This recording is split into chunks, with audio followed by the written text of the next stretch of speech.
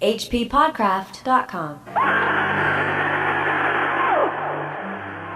There lived in Westphalia, in the castle of the Baron of Thunder ten Tronckh, a young man on whom nature had bestowed the perfection of gentle manners. His features admirably expressed his soul. He combined an honest mind with great simplicity of heart, and I think it was for this reason that they called him Candide. The old servants of the house suspected that he was the son of the Baron's sister by a respectable, honest gentleman of the neighborhood, whom she had refused to marry because he could prove only 71 quarterings, the rest of his family tree having been lost in the passage of time.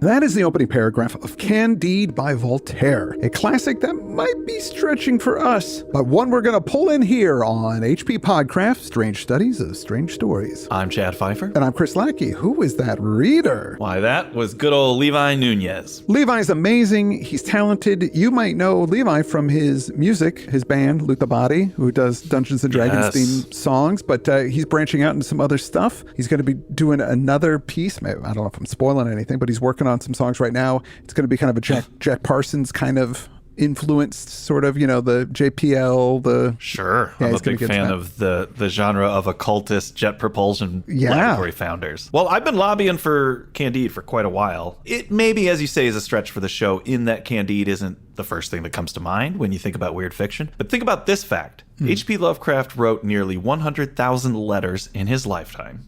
Yeah. That is the second most number of letters written by anyone in recorded history. The first, French writer Voltaire. What? So they are number one and number two in terms of number of letters written by anyone in recorded history. So they have that in common. Is that true? That's absolutely true. Oh my God. Making that up. It's relevant to weird fiction and cosmic horror, specifically because, well, just the things that Lovecraft was interested in. You know, his introduction to the Call of Cthulhu is about the central conflict of the Enlightenment, the age that Voltaire comes from. Science leading us out of the Dark Ages, but Lovecraft is asking at what cost? And we know that he loved the 18th century Enlightenment era so much that he was essentially a cosplayer. He wanted to wear those wigs and those tall beavers and be a part of it. He affected that 1700s style so much that he actually makes fun of himself about it in a reminiscence of Dr. Samuel Johnson. This is a short story written in 1917 by Lovecraft, published in the September 17 issue of the United Amateur under the pseudonym Humphrey Littlewit, Esquire. I'm sure we talk about it. It's been so many years. Yeah. But it's relevant to this. The story is a spoof of Lovecraft's antiquarian affectations. Littlewit, the narrator, is born August 20th, 1690. So that's 200 years to the day before Lovecraft was born, making him nearly 228 years old as he writes this memoir. But Voltaire, he was born in 1694. So he's making them contemporaries. Lovecraft would be a senior just as Voltaire's coming in as a freshman. Now, in that story, it says he's talking about Dr. Johnson and the literary club that he hangs out with. He says, "In this luminous company, I was tolerated more because of my years than for my wit or learning, being no match at all for the rest. My friendship for the celebrated Monsieur Voltaire was ever a cause of annoyance to the doctor, who is deeply orthodox, and who used to say of the French philosopher, vir est academia," it's some Latin, but basically what it says is that was somebody who's very intelligent but had very little education. Which I think is how Lovecraft felt about himself a bit. I'm an intelligent guy, but I was a little too unorthodox for school society. You're a big fan of this book. How was it given to you? Was it a creepy uncle? Was it... a teacher? I read it in college like I think most people did. In fact, I was looking up some pronunciations and stuff online, and the first guy that he goes, I was a freshman in college when I read Candide. Of course, I went to Catholic college, so I had to write to the local bishop to ask if I could read it because it was on a list of books they weren't supposed to read along with Madame Bovary. So, and this probably was in the 70s. He had to, in Massachusetts, this guy to write his bishop and ask to read Candide. So it's still ruffling feathers, apparently. Yeah, I guess so. The copy I have, it cost me $1.88, and on the price tag it says November 1992. So I was a freshman in college, and probably it was for a survey literature course. Yeah. I actually don't have an association with reading it for a course because it was such a fun read. You knocked it out quickly too, right? Oh, yeah. 2 sittings. The chapters are very short, but it's pithy and quick and funny, and a lot happens in every chapter. And you're like, well, I'll read one more chapter. Okay, I'll read the next chapter. And then you're just reading it. Yeah, it's snack size. To me, it made perfect sense to do this right after Clark Ashton Smith's crazy medieval stories, because they almost feel like they're in the same world a little bit as this book. Voltaire said he wrote philosophical novels. I think that that's what science fiction sort of is. If we think back to when we covered The Time Machine, there's some Candide in there. Science fiction is always looking at the human condition. And the idea of exploration, striking out into the world and seeing all the different ways that people choose to live is just like taking that Star Trek. But actually, on this reading, it really struck me how El Dorado. So El Dorado in Candide, it's the one perfect place they go to. It's technologically advanced. Nobody's hungry, but it's isolated. They don't want immigrants and they don't want to interact with the outside world. It's basically Wakanda from Black Panther. Yeah. I think this book, it's been continuously in print for 250 years. Yeah. And that's the reason why. We're reading the Norton Critical Edition, which is a translation by Robert M. Adams that I like a lot. I looked at the Gutenberg. You can read it there, but I thought there was better nuance in this one. Mm-hmm. Not that I know the original French, but it just, I don't know. Just. But that Norton Critical Edition has a wonderful introduction by the editor, Nicholas Cronk. I just want to say that now because I'm going to quote from it liberally, and I don't want to have to set up the attribution every time. Yes. Nicholas Cronk did the intro that I think is so great at setting up this book. Why don't you tell me a little about Voltaire? Well, Voltaire is a pen name, not unlike Cher or Madonna. I like how you went for that instead of Mark Twain. That's what everybody always does. Like Mark Twain. Nope. Cher or Madonna. It's one name. It is. It's not Voltaire Johnson. Voltaire Johnson. Like Cher or Madonna. I did get the name through music, though. I was a fan of the band Cabaret Voltaire before I knew who Voltaire was. But Cabaret Voltaire is named after a World War I era nightclub in Zurich that was sort of foundational for the Dada movement and named themselves after Voltaire. Yeah. When I was doing notes for this, I thought there's no way college was the first time I heard of him, though. And I went and I looked at an old high school textbook. And in fact, when I was in high school, I read a story called Micromegas. Is that right? Yeah. What is it? It means little giants. It's a science fiction book because there's a story where he goes to like Saturn or Mars and there's giants on these other planets and there's places where there's small. I guess it's maybe little Gulliver's Travel. I haven't read it. I've read about it, but it's total sci-fi. Yeah. He was born Francois Marie Hérouet in Paris in 1694 with a lawyer for a father. He was taught Latin, theology, and rhetoric at a very early age. He was also fluent in Italian, Spanish, and English. Because of his natural wit and intelligence, he was favored by nobility. He hung out in those circles, but he was not socially equal, which I think he keenly felt. After school, he wanted to be a writer, but his dad, of course, wanted him to be a lawyer, but he still wrote poetry on the side. And the aristocracy, like you said, they loved his writing, and they thought he was super funny and interesting, so he got pulled into those circles. It just encouraged him to keep doing his shtick. Eventually got a job working as a secretary of the French ambassador to the Netherlands, where he met a Protestant refugee, and he had an affair with her. And he got in a bunch of trouble for that. And he was sent back to France. Now, because of his writing, this is just the beginning of the trouble that this guy gets in. Because of his writing, he went to prison twice and he was exiled to England once. The first prison stint was because he wrote a verse suggesting that the regent had sex with his own daughter. And that got Voltaire 11 months in Bastille, a windowless cell. That's rough, dude. Now, while he was in prison, one of the plays was making the rounds and people were eating it up. And when he got released, the play came out and it was a big hit. So much so that the regent and King George I gave him medals of appreciation. That's a big swing. It is. But when you start reading about Voltaire's personal history, his biography here, this book makes a lot more sense. I know. So he started going by Voltaire in 1718 after his release from Bastille. No one's really sure what it means exactly or why he picked it. There's tons of speculation. Everything I read about it was boring, so I'm not going to even talk about it. I think he just picked it because it sounded cool. And it does. In 1726, some noble tried to be smart with Voltaire, but then he made that noble, Rohan was the guy's name, look like an idiot. So Rohan hired some thugs to beat up Voltaire. Again, this feels like Candide. These guys beat up Voltaire. Then Voltaire found out who did it, so he challenged Rohan to a duel, but the guy was too chicken and he didn't really want to have a duel with him. So since he was from a powerful family, he had Voltaire arrested and then put back in Bastille, in prison. At this point, he's going, I think I might be in prison for the rest of my life. I need to make a deal. And so pulling some strings, he was able to get exiled to England. And so he lived in England for a while, rewriting his stuff in English. He hung out with a lot of luminaries at the time, Jonathan Swift, Alexander Pope, Lady Montagu. They even think that he might have been at the funeral of Isaac Newton. Which is pretty well, cool. This exile is really important because in England, he's exposed to a constitutional government, a noble class that obeys the law, more or less, a more tolerant spirit. and the works of John Locke, which he basically introduced to France. Yeah. So after 2.5 years of exile in England, he went back to France. He made some good investments and he got super rich. This topsy-turvy life he has. But I also just did something very Panglossy just now when I was like, hey, it was all for the better that he got exiled to England because he learned all of this stuff. He really thought England was awesome. So much so that he talked about how much better it was than France. And guess what? That didn't go over well. So his book was banned and burned, and Voltaire had to flee Paris yet again. This time he hid out with his lover, Émilie du Châtelet, in Champagne in France. I'm glad you clarified that it's Champagne in France. I was like, ooh, she hung out in Champagne-Urbana where I went to college. Let me take a quick off-road on Madame du Châtelet for a second, yeah, let's do it. I looked at my humanities book, my old textbook, and there's a portrait of her in there from a female artist, Marianne Loire. She's very beautiful. In this paragraph, it says, she herself deserves attention as one of the liberated women of 18th century France. Forced into an early marriage with an unintellectual nobleman, she astonished Parisian society by exiling herself to a small town to devote herself to intellectual pursuits. She was a mathematician who wrote several treatises on natural philosophy as well as mathematics. While Voltaire lived with her, they observed a rigid schedule filled with scientific experiments, studies, and theatrical performances put on by themselves and their visitors. Yeah.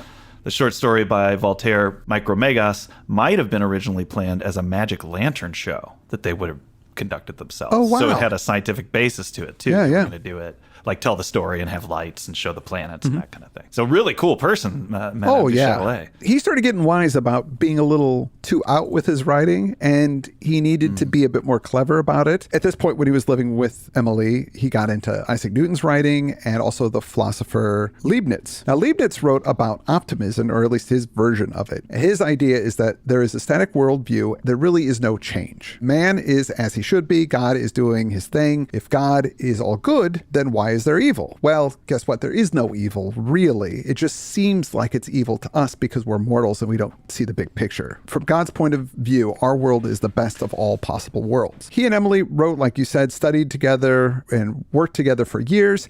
He wrote about the French Civil Wars, religion, philosophy, science, you name it. He was really keen on the idea of separation of church and state as well. One of the many things he wrote about that we actually end up seeing manifest in the founding of the United States. Yeah. In 1736, Frederick the Great, the Crown Prince of Prussia, was super into Voltaire, and they started writing back and forth. They were pen pals. Voltaire moved to Holland a few months to hang out with some scientists. Then he went to Brussels for a time. Then in Berlin, he actually met Frederick the Great. He got on so well with him that the French government wanted him to join Frederick's court as an envoy and a spy. Yes. I mean, I guess that's when you write letters to absolutely everybody in Europe every day, then eventually you're going to make some pretty good connections, I guess. I guess so. So in 1744, his relationship with Émilie just kind of petered out, or they had different interests, don't know. But he hooked up with his niece, Marie. These people who are unorthodox, you're like, so great. And then they always do one thing that pushes it too far, you know? You're like, there's always one, you go, oh, man, we were pushing boundaries, but I didn't mean that one. Yeah, well, I mean, they were together until he died. So many years they were a couple. So I guess who am I to judge? He moved around a lot and then ended up in Geneva in 1755, then Ferney in 1758, which is where he wrote Candide. And that was published in 1759. He returned to Paris in 1778, the first time he'd been there in 25 years, mostly to see the opening of his latest tragedy, Irene. But he got ill and he died just a few months after that. Crazy life. There's a lot more that might pop up as we go along. Yeah, that's the short version of it, dude. This guy's life was crazy. Yeah, one thing I'll point out, Voltaire used his voice to advance a lot of social causes. He wrote a treatise on tolerance, which was in defense of a friend of his, but it concludes with this prayer that basically says, may all men remember that they are brethren. Even in this book, at one point it takes a pause, at one point to call out the absolute inhumanity of slavery. I think it shows how the Enlightenment produced a lot of ideals that we still strive for, but having the idea and making it real clearly takes some time, like a few hundred years, you know? Yeah. And if we're comparing Voltaire and Lovecraft, I just thought in that perspective, that whole man of his time defense of racism, it does wear a little thin. Oh, yeah. Well, yeah. When Voltaire basically was calling that shit out as stupid in 1750. You know, I don't want to jump into all that stuff, but I'm just saying these radical ideas of tolerance were quite available. And I'm positive that Lovecraft read that stuff. Yeah, of course he was into this. And so for some reason, it didn't click. Well, it's just like you with the niece thing. He went, I love the Enlightenment. No, not that. Not that. Too far. But let's talk about Candide. Yes, and if we're going to cover this over 4 episodes, I mean, we're already running pretty long here. We have to rip through about 10 chapters an episode. Probably not going to happen in this one. No. Some of them, they're pretty fun to get through. Luckily, they're very short and pithy, very funny. It's not inaccessible text. In fact, a lot of it's pretty juvenile a lot of the time. I mean, he's got a funny, goofy sense of humor. It's also satirical about the era it's written in, so it's very reference heavy. The Norton version I have has all the footnotes, so you can go through and check those all out. But you can also just forget about all of it and plow right through, and you'll still really enjoy it. Yeah. Candide is a good-natured lad who lives in the castle of the Baron of Thunder Ten Tronk in Westphalia, a real place, part of northern Germany. Candide was the son of the sister of the Baron. His father wasn't pureblood enough, so she never married him. And we still use the word in English. I'm being candid with you. Oh, right, yeah. We mean it as genuine, honest, without artifice. It's important that this is also a shorthand expression of John Locke's philosophies. Mm-hmm. And a central question of the book that's presented in the intro to this Norton Critical is, do we learn from experience?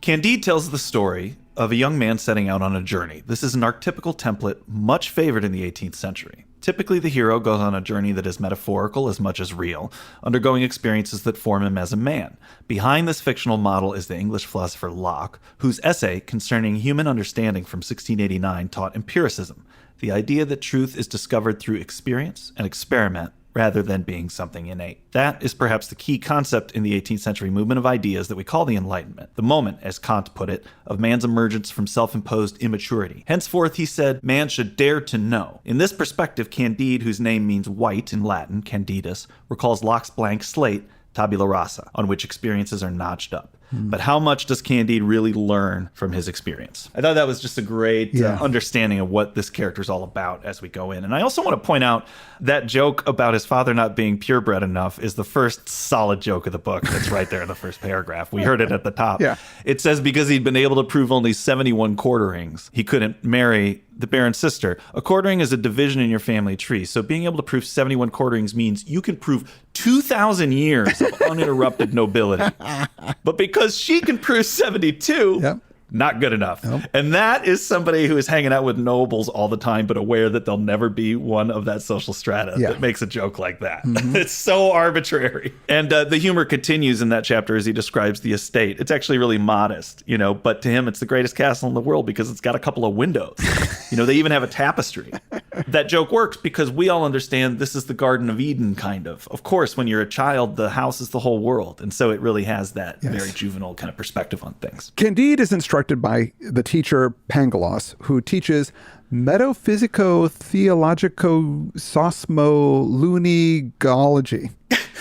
And he's basically a stand-in for Leibniz. He teaches that the world is the best of all possible worlds. Miss Cunegonde, the Baron's daughter, his cousin, spies on Pangloss with the maid, Paquette, engaged in, quote, experimental physics. I do believe there's a female genitalia pun in the name. I'll let the French speakers inform us on that. Yes, please. But there's so many funny things. I think that the end of this chapter is a great example of the tone in the book. As she was returning to the castle, she met Candide and blushed. Candide blushed too. She greeted him in a faltering tone of voice, and Candide talked to her without knowing what he was saying. Next day, as everyone was rising from the dinner table, Cunegonde and Candide found themselves behind a screen. Cunegonde dropped her handkerchief. Candide picked it up. She held his hand quite innocently. He kissed her hand quite innocently, with remarkable vivacity, grace, and emotion. Their lips met, their eyes lit up, their knees trembled, their hands wandered. The Baron of Thunder Ten Tronk passed by the screen, and taking note of this cause and effect, drove Candide out of the castle by kicking him vigorously on the backside. Cunegonde fainted. As soon as she recovered, the Baroness slapped her face, and everything was confusion in the most beautiful and agreeable of all possible castles. So it's got like a Three Stooges ending. Just the fact she fainted, woke up, then got smacked in the face is such an encapsulation of the cruelty that you're about to witness in this story. I mean, it's just a great opening. And that gets us into the second chapter. What happened to Candide among the Bulgars? Now, Bulgars is believed to be aimed at the Prussian troops of Frederick the Great. Supposedly they're all pederasts?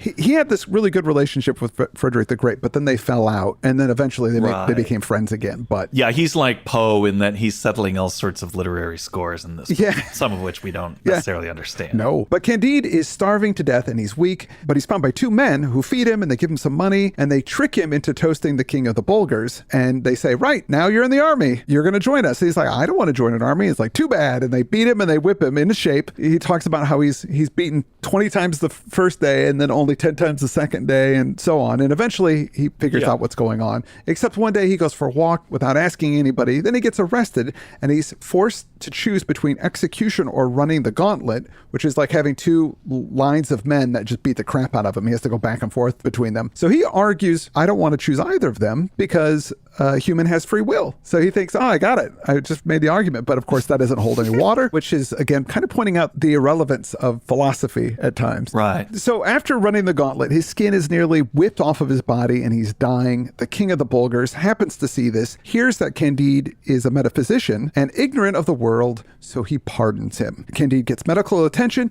and he is nursed back to health just in time to fight in a war for the Bulgars against the Abers.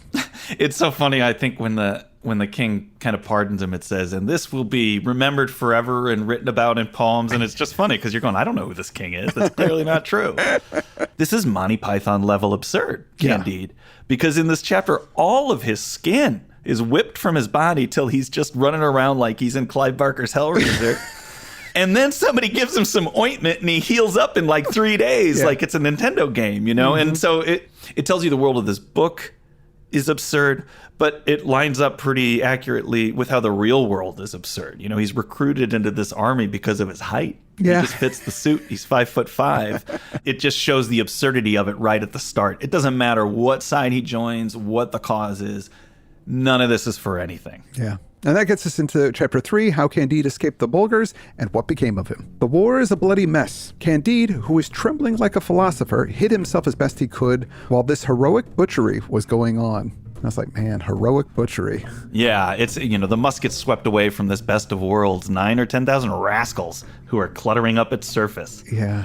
It's this satirist technique of stating very simply what these people are doing. Yeah. A lot of things that we do in life, if you just say them in the simplest terms, you go, wow, that sounds really insane. Because it is.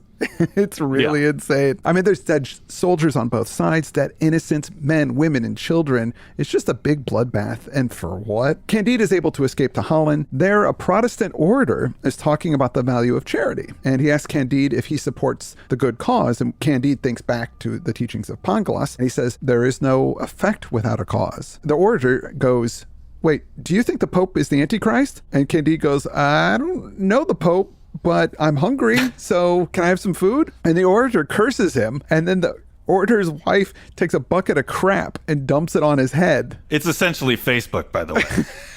Do you have this opinion? No. Then all of this other stuff is true about you. Get out the bucket of poop. You know, it's just that everything's packaged into a system and you have to agree with the left one or the right one. You can't have nuanced belief at all, you know? No.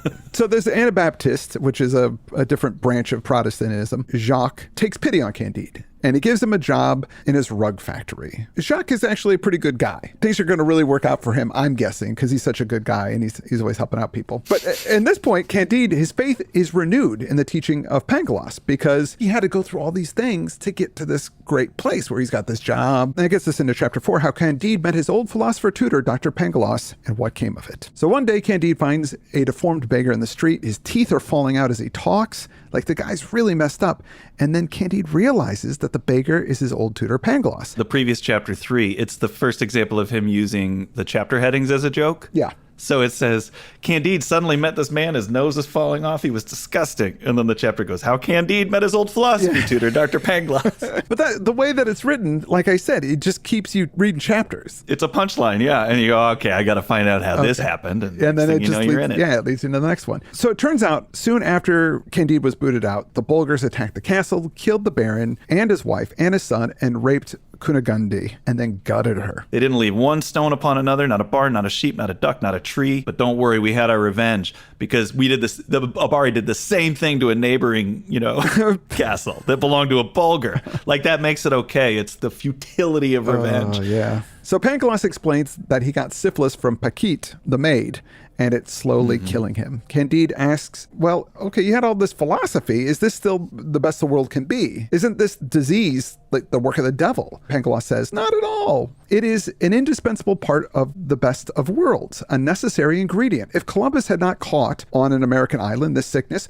we should have neither chocolate nor coccinelle. He's able to trace his syphilis from Paquette all the way back to Christopher Columbus, which is funny. All these people talk to each other somehow. They have this very modern chain of informing each other about their venereal disease because he can trace it back. But he's basically saying we wouldn't have chocolate without Columbus's inhumanity. Yeah. It's that daily struggle of it's all for the best. Things suck, but it was for a greater plan that you don't understand. The thing about that's such a complicated philosophy, actually, is it's easy to lampoon, but at the same time, take the word best out, and it almost approaches Lovecraft's philosophy. Why did these terrible things happen to you? You're insignificant. Doesn't matter. It's all for some greater thing that you're not privy to. That's actually kind of true, you know? It is. Yeah. Well, not necessarily greater, just complicated. That's what I'm saying. Yeah. If you take the superlative out of it and say it's not for the best of all worlds, but if it's just for the world or just for the universe, if you take yourself away from the center of it, then some of the things that Pangloss is saying aren't so insane. You know, it's the idea that he puts it in this, the reason the book is called Optimism is because he's lampooning this idea that it's all for the best. Yeah. Well, it's all for something. But you can't, but also this idea of intelligent design of looking at the structure and then saying it's evidence of intent is totally crazy. And he's pointing that out too, obviously. So Candide goes to Jacques and explains who Pangloss is, and Jacques agrees to find a doctor to help him. And like you said, in this world, you can just cure some syphilis. You just get a doctor. And he's got some of that video game ointment. Yeah, exactly. But unfortunately, even though he's cured, he still loses an eye and an ear. Jacques hires Pangloss as a bookkeeper, and he decides that he's going to take Candide and Pangloss on a journey, a business trip to Lisbon. Jacques, of course, doesn't agree with this whole best of possible worlds thing. He thinks man has corrupted nature. God didn't give man cannons and bayonets. He made them to destroy himself. Now, while thinking about this on the ship, just outside of Lisbon, it's hit by a storm. In this intro, it says the shipwrecks, chance meetings, and amazing coincidences are spoofs of adventure novels. This is a novel of ideas, but also a novel about novels. Yeah. So Voltaire is doing some podcasty things that we do here, where he's satirizing the form as he talks about it. Chapter 5, Tempest, Shipwreck, Earthquake, and What Happened to Dr. Pangloss, Candide, and the Anabaptist Jacques. The storm rages and Jacques saves a sailor who's about to go overboard, but in doing so, he goes overboard, and then the sailor that he just rescued, he's like, whatever. Doesn't do anything. Oh, made me so mad. So the ship sinks and only Pangloss, this crappy sailor, and Candide survive. And they make it to shore and they discover that Lisbon's been hit by a terrible earthquake. During all the chaos in the city, the sailor just ignores all of the screaming people, bloody, dying in the streets, gets drunk and finds a sex worker and has sex with her. As these people are dying, Pangloss and Candide, they decide to help the wounded. And Pangloss, trying to comfort an injured person, tells them that this earthquake is all for the best. But a nearby inquisitor hears this and accuses him of heresy because an optimist cannot believe in original sin. Obviously, the fall of man into sin, with Adam and Eve and all that, proves that there is a better world. Pangloss tries to argue with this inquisitor, and that gets us into chapter 6, how they made a fine auto de fe to prevent earthquakes and how Candide was whipped. After the earthquake had destroyed 3/4 of Lisbon, the sages of that country could think of no means more effectual to prevent utter ruin than to give the people a beautiful auto de fe. For it had been decided by the University of Coimbra that the burning of a few people alive by a slow fire and with great ceremony is an infallible secret to hinder the earth from quaking.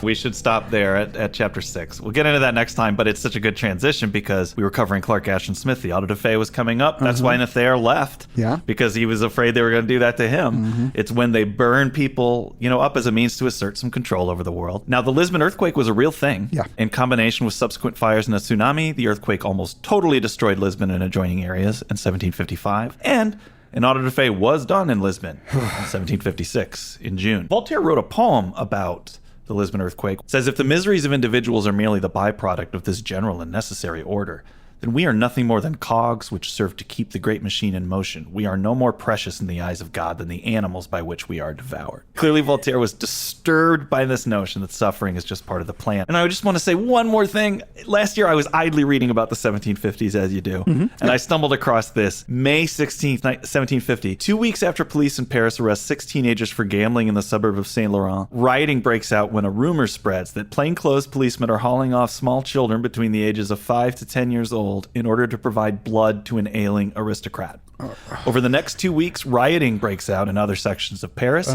Police are attacked, including one who was beaten to death by the mob until order is restored and police reforms are announced. And when I read that, I went, that feels like the world we're living in too. Yeah. Whoa. That's why this book has been in print for 250 years, is that it is as true, unfortunately, now as it was then. Yes. Aldous Huxley famously said about this book, and here's a good thing to conclude with. He wrote, "But read the book today, you feel yourself entirely at home in its pages. It is like reading a record of the facts and opinions of 1922, which is when Aldous was writing this. Nothing was ever more applicable, more completely to the point. The world in which we live is recognizably the world of Candide and Cunegonde." Couldn't say it better myself. Yeah. That's why this is such an effective novel. I want to thank our reader once again. Yeah, Levi, thank you so much. And go check out his music, Loot the Body, at Bandcamp. It's awesome. Makes you good at sex. I've said it before, and I'll say it again.